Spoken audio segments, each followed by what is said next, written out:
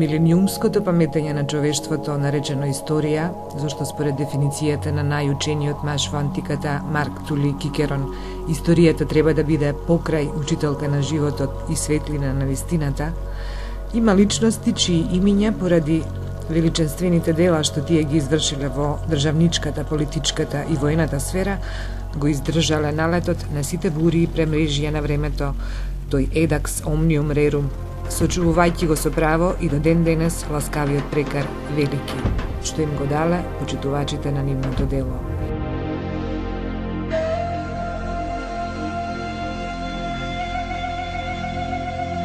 Иако во историјата со овој епитет се почестени повеќемина како римскиот војсководец Помпеј, францускиот крал Карло,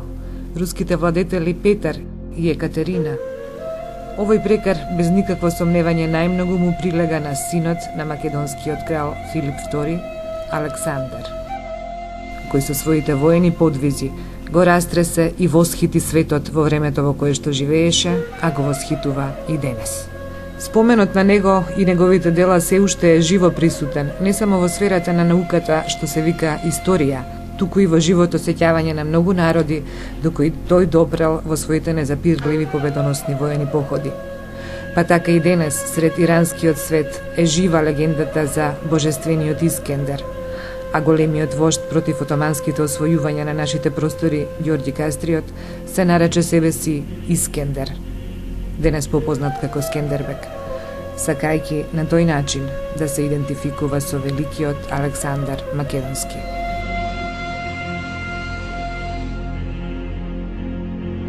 Александар III Македонски, со право наречен Велики, чедо на македонските простори, со својот воен и политички гений, со својата огромна страст и енергија со која ги остварувал своите замисли, со невидена упорност со која ги совладувал сите тешкоти и пречки на кои наишол, успеал за 12 години и 8 месеци колку што владеал да создаде државно-политичка и економска творба